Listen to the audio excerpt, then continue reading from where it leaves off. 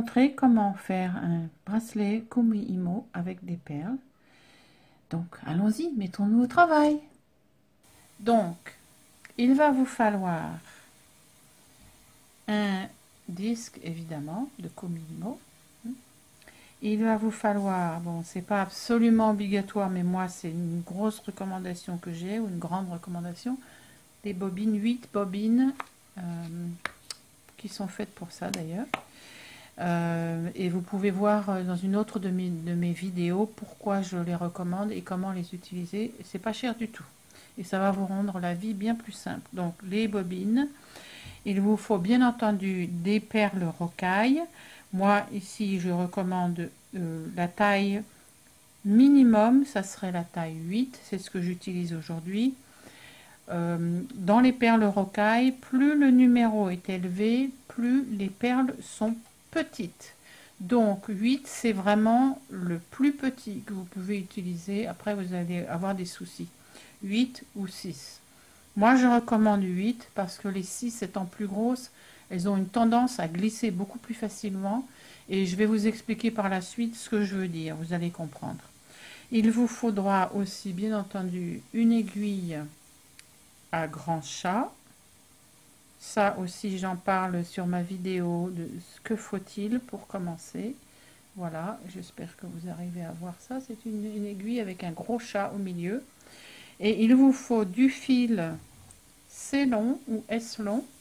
Et ici, j'ai donc coupé 4 fois 1 mètre. Et qui sont donc pliés en deux.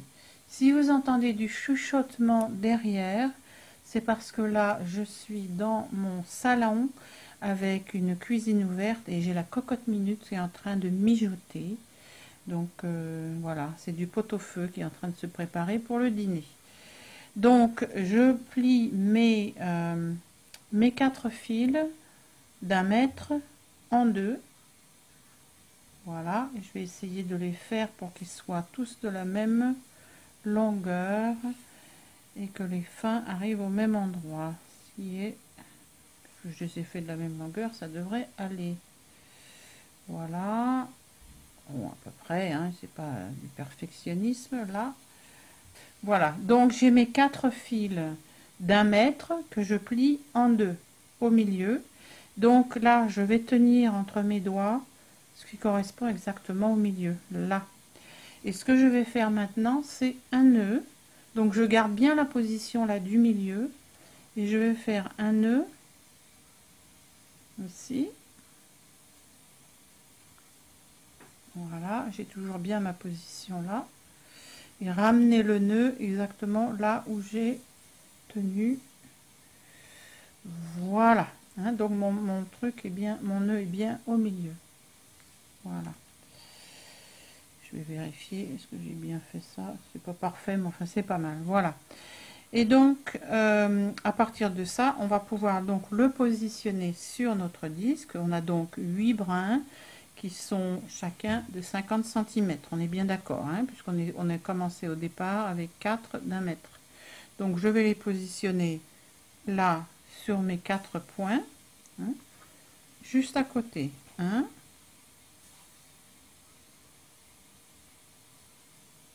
2,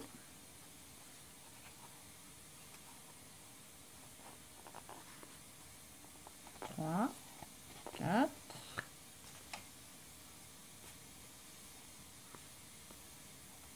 5, 6.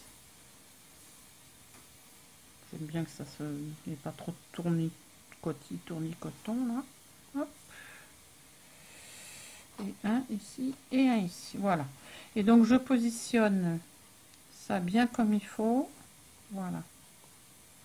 Très bien. Donc mon nœud est bien au centre là, bien tendu. Et donc pour commencer, on va faire à peu près 1 cm de cordon Kumi Imo sans perles. Donc c'est la première chose qu'on va faire. Je vais aller chercher mon poids que j'ai oublié, ou je l'ai peut-être là. Oui, je l'ai là. Vous avez dû voir dans d'autres vidéos que moi j'utilise un poids.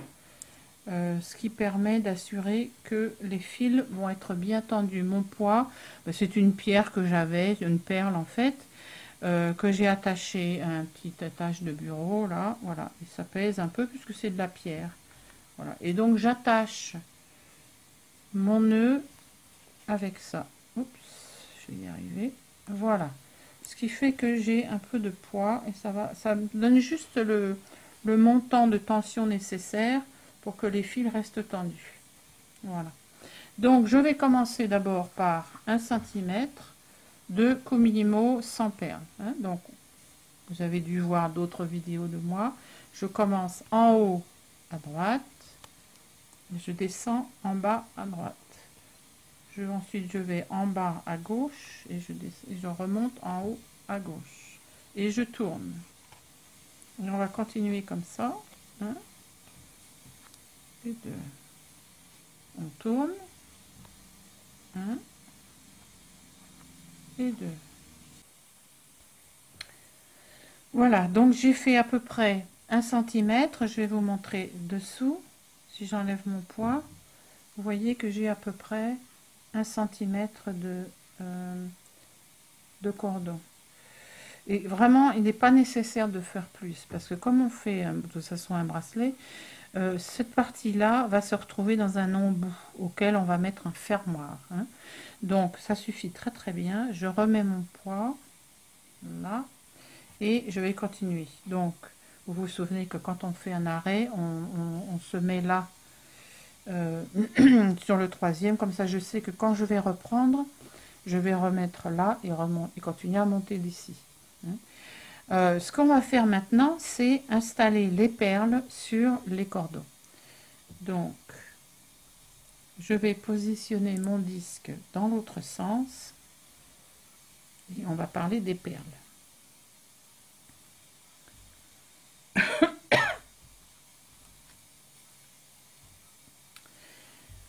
Donc, pour un premier projet avec des perles, on va faire donc ce bracelet une seule couleur. Parce qu'une fois qu'on commence à faire plusieurs couleurs, ça devient beaucoup plus compliqué.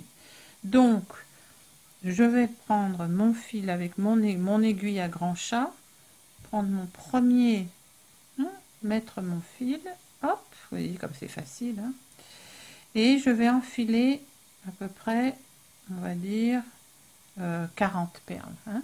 Donc très simple, j'ai là ça sur ma nappe, et voilà, et on peut faire ça comme ça, et je vous assure que il y a des personnes qui font ça avec mettant de la colle sur le fil, du vernis à ongles, etc. Ça ne marche jamais. Alors je compte là 2, 4, 7, 8, 9, 10. Regardez comme ça, c'est facile. Hein, voilà, hop. Et je continue. 2, 2, 3, 4. Voilà, j'ai donc mis 40 perles rocailles sur mon fil. Je vais enlever l'aiguille, enfin enlever le fil de l'aiguille. Et pour que les perles ne se sauvent pas, ce que je fais simplement, c'est un petit nœud comme ça. Je fais pas un nœud complet, je fais un nœud boucle comme ça. Je sais pas comment ça s'appelle. Voilà, comme ça. Donc à la fin, je vais pouvoir très facilement le redéfaire. Hein. Voilà, et ensuite je vais mettre ça sur ma bobine. Donc j'ouvre ma bobine et je mets enrouler mon fil sur ma bobine. Voilà, et je referme ma bobine et voilà, tout va bien. C'est donc comme ça, voilà. Donc en fait cette partie de mettre les perles, c'est la partie qui prend le plus de temps. Il faut être un peu patient. Donc je vais faire les autres 7 et je reviens vous voir.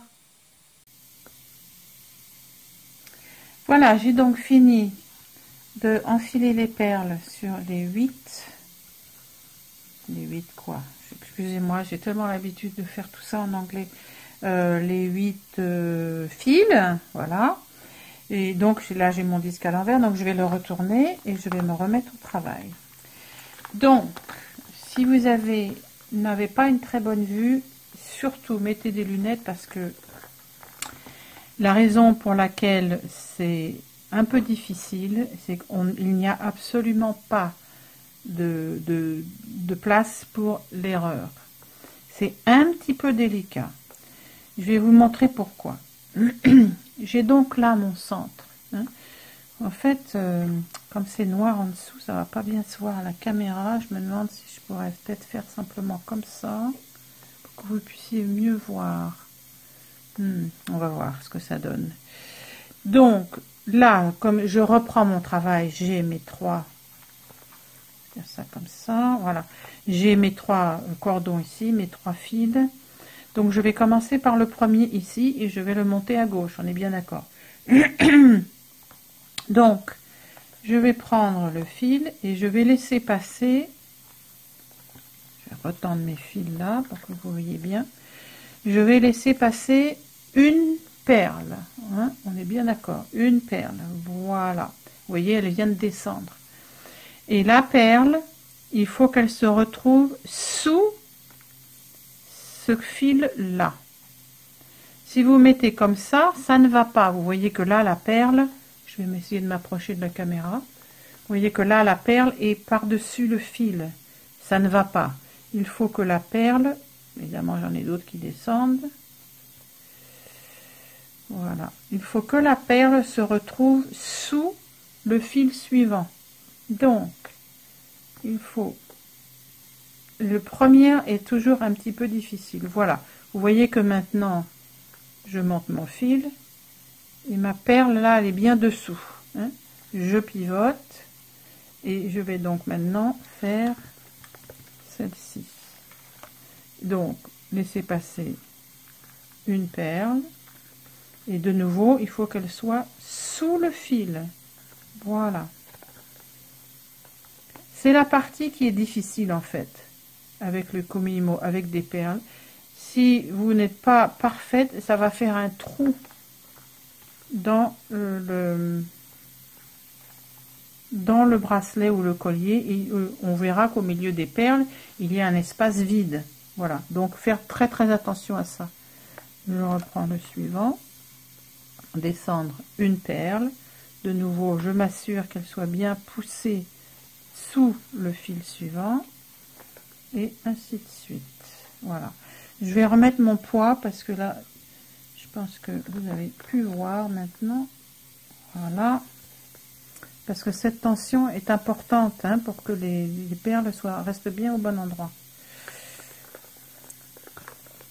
Voilà, ce disque je l'ai depuis un moment et je travaille beaucoup avec des gros cordons avec, donc les fentes sont un peu élargies là tout autour. Donc voilà, je vais continuer un petit peu encore pour vous montrer, bien laisser passer une perle, s'assurer, je mets de tout près pour que vous puissiez voir à la caméra, s'assurer que la perle soit bien en dessous du fil suivant, vous voyez là, là, je vous montre encore un ou deux, voilà, bien en dessous, en fait, je la pousse comme ça avec mon pouce, je ne sais pas si vous avez vu. Je le remontre encore. Je prends une perle, je la laisse glisser et jusqu'à ce qu'elle soit en dessous du fil suivant. Là. En fait, une fois qu'on a le coup de main, c'est moins difficile, hein, mais il faut vraiment l'attraper ce coup de main.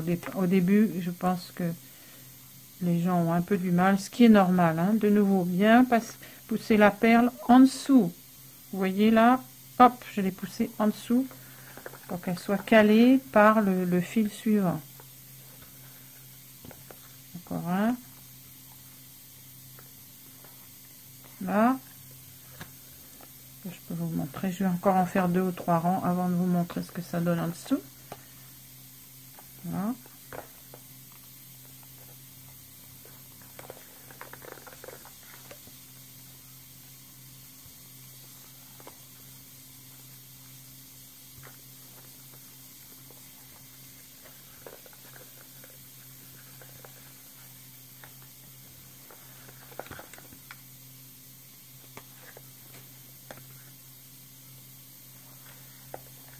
Voilà, donc je pense que vous comprenez là.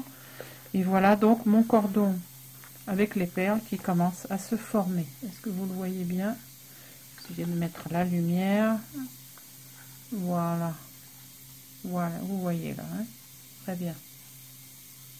Donc je vais continuer jusqu'au bout et je reviendrai vous montrer ce que ça donne. Hein? Voilà, donc j'ai fini d'enfiler toutes les perles. Et voilà, je me retrouve donc avec mon joli Kumihimo. Donc je vais vous rappeler de faire vraiment bien attention parce que c'est très facile que les perles glissent au-dessus du fil. Et donc vraiment prenez votre temps, surveillez bien ça. Hein. Alors, d'ailleurs j'en ai une là, vous voyez la dernière là, qui a glissé, celle-là, vous voyez comme elle n'est pas au-dessus. Je vais vous essayer de vous montrer de tout près. Vous voyez cette perle, normalement, devrait se retrouver en dessous du fil, hein, et pas au-dessus. Donc, je vais redéfaire le dernier que j'avais fait là, et vous verrez que ça arrive de temps en temps. Hein. Vous voyez, c'était donc celui d'avant là, qui a glissé. Donc, je vais le remettre bien en dessous. Là. Ça arrive. Hein. Donc, voilà. Et le dernier, le voilà, bien en dessous du suivant. Voilà. Donc, une fois que vous avez fini de mettre toutes les perles, vous allez continuer votre Kumihimo normalement. Parce qu'on va faire, bien entendu, la dernière section pour la fin du bracelet, pour mettre l'embout comme on a fait au départ. Voilà. Donc, vous allez faire de nouveau 1 cm, comme nous avons fait au début de notre bracelet. Voilà.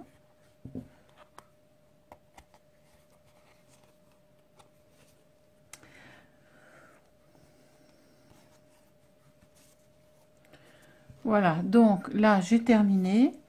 Vous voyez que j'ai fait à peu près 1 cm de Kumihimo sans après la fin des perles. Voilà. Donc je vais maintenant terminer complètement. Et la façon pour faire ça, c'est très simple. Nous allons croiser ici et ici. Voilà. Et faire un nœud. Tout simple. Là. Ensuite, je vais faire les deux autres.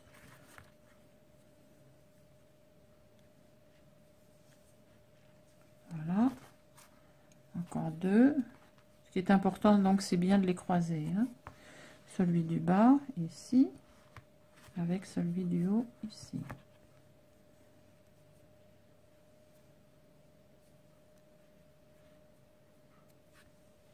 Voilà. Et les deux derniers.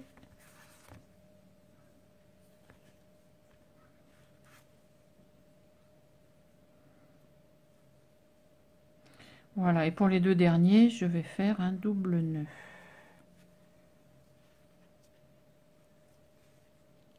Voilà, être sûr de bien le terminer. Voilà. Et voilà. Et donc, vous voyez la longueur au résultat. Donc, je vais compter, en fait, pour que vous ayez un petit peu d'expérience en ce qui concerne les longueurs.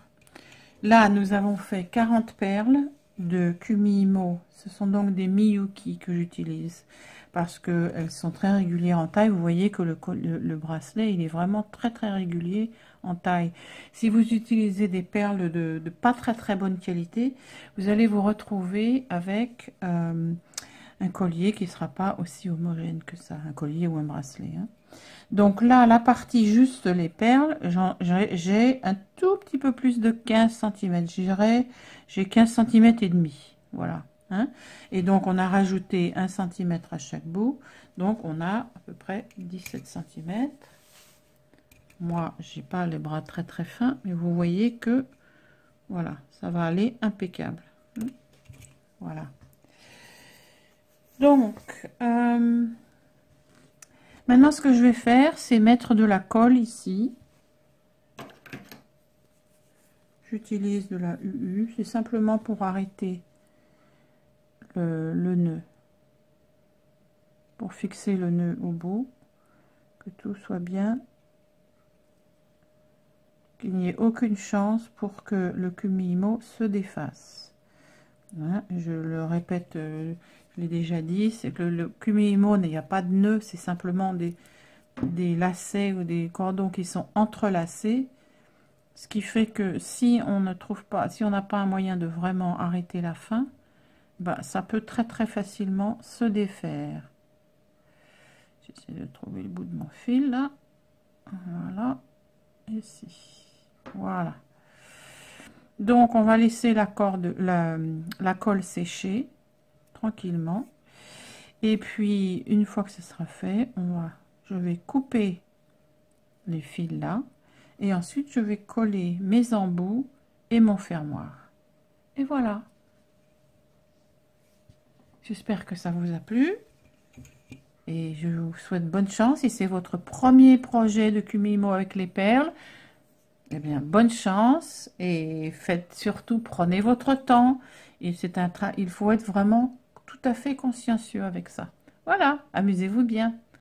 Je vous ai parlé de l'importance d'utiliser des perles de qualité, de vraiment bonne qualité, pour que les perles, ces perles rocailles donc, soient vraiment de taille similaire.